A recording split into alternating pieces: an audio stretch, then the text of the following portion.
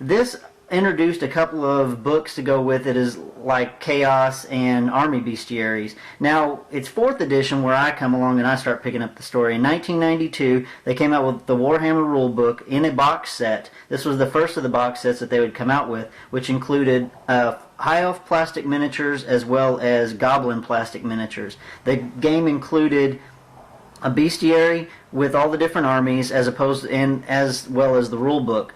So it's basically 4th edition where they got the idea of saying, hey, let's make it a board game. Let's put everything into one box that people would possibly need to play. Well, it would be nice if they did that, but they actually, for the Magic system, you had to buy 2 other box sets. Right. But as far as actually sitting down and playing the game, 2 armies going at each other, everything you needed for 2 people to do that was in that one box set, right? Absolutely. And then they had like add-on stuff. That's right. The Battle Magic box set came out and followed up by the Archon Magic set. This is also the first edition that included army books. Each army started getting its own separate book that it could flesh out its troop types and own special rules. Now, in 1996, 5th edition came out, along with a new box set including Bretonnians and Lizardmen. Now, this is when I would have come on board, as my first army in this adventure was the mighty Bretonnian army. This set also pared down the 2 magic books into one called Warhammer Magic Set. Gone were the different 8 lores of magic, in were the new generic spell list. Now, this also introduced Bretonnians, Wood Elves, and Lizardmen again, along with updates to Chaos, High Elves, Vampire Counts, and Dogs of War, with a new Siege book. This edition really focused on tournament-style play.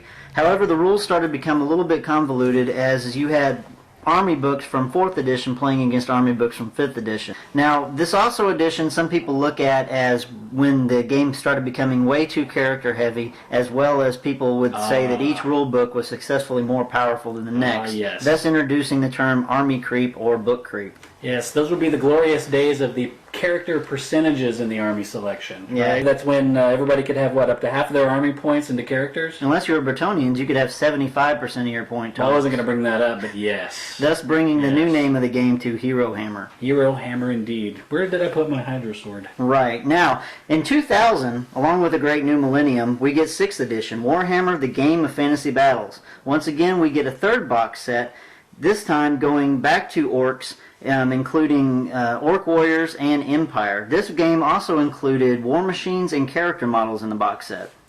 It also, I guess they kind of brought in that hybrid cardboard plastic building from Mordheim, right? That's right. Mordheim being a great game that came out during 5th edition, had some really great terrain. They decided to stick with that theme in 6th edition. Right. Kind of getting away from the all-paper buildings like you used to be able to get. Interestingly enough, and we'll get into, I guess they started doing some campaign booklets in this edition as well, right? That's right. They had the Lustrian campaign as well as the Storm of Chaos. Again, the more things change, the more they stay the same, because I recall the edition before, they actually put out campaign boxes, like the Grudge of Drong and the, was it Circle of Blood, the Bretonnian and Undead thing, which I think is about when I started really, really hating Undead players. Right. Or at least the Undead army, I should say. Well, for everybody that hates Undead, they even got more new stuff with the introduction of the Tomb King's army. Well, actually, that wasn't a bad thing, because those of us who really hated the Undead, but still thought they were cool at the same time, we were basically able to have our cake and eat it too, because we could continue to hate vampires and still, enjoy mummies and skeletons. That's right. This edition also saw Ogre Kingdoms and a new edition of the Chaos rules, where they basically split the armies up into 2 books, Hordes of Chaos and Beasts of Chaos. Now, of course, this all brings us back to the release in 2006 of 7th edition. Most people that know about it probably already have it and have been playing games with it. Here we're just going to discuss a little bit about what comes in the box set and a few highlights of rules changes. I guess the first thing they do new in this is no more paper buildings, right? That's right. They have plastic terrain pieces and objective counters, which is pretty cool. Very nice. This also includes dwarfs and another repeat of goblins. This time we get the Goblin Forest Riders, which are back, which were gone during 6th edition, as well as Night Goblin Archers, Night Goblin Spearmen. Interesting thing about this edition, though, is that it's not an all-in-one kind of a box set. They almost present the, this box of 2 armies as a standalone campaign pack. Battle for Skull Pass, right? That's right. That's so right. If you don't want to get involved in this, then you can just go out and buy a hardback or a deluxe edition of the rule book and be on your way with your old armies. Right. This box set also had the mini rule book. They basically started this idea with the 4th edition of 40K with the Battle for Macragge. They had a mini rule book in there as well as some plastic terrain pieces and kind of a game in a box idea. And they also kind of harken back to the greatness of PlayStation 2, whereas the old books, like the old PlayStation games, are backwards compatible with the new system. That's right. Now, we already are seeing releases of new editions of the Army books. However, they're claiming that 6th edition Army books and 7th edition Army books are compatible. Already we've seen a new Dwarf book, a new Orc Goblin book, and by the time you're watching this, you'll probably already see the new Empire book. Excellent. I guess I got to say, so you've been playing Warhammer since what, 4th edition? Since 4th edition, 1994. And what was the first army that you got into? First army I got into was Empire. And why?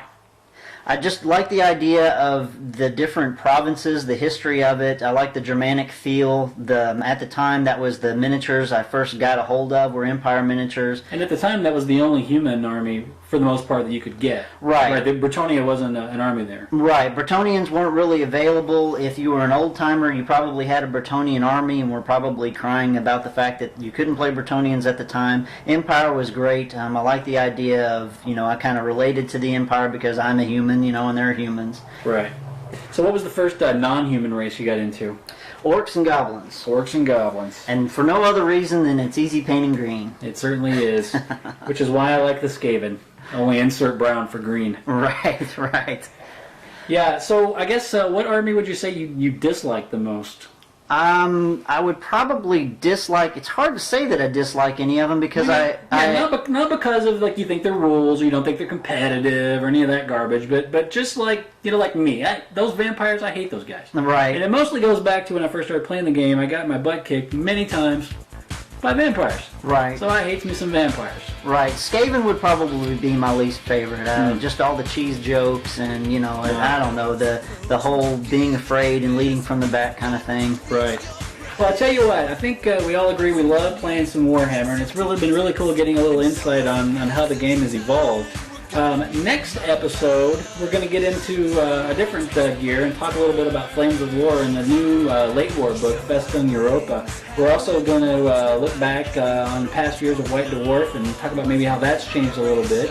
If you have any comments or criticisms or would like for us to read your emails on the next episode, email us at thehobbypodcast@yahoo.com. And that's up on the graphic. Just email us to the graphic you see. And for Dan Davis, James Fisher, thanks for listening. We'll see you next week.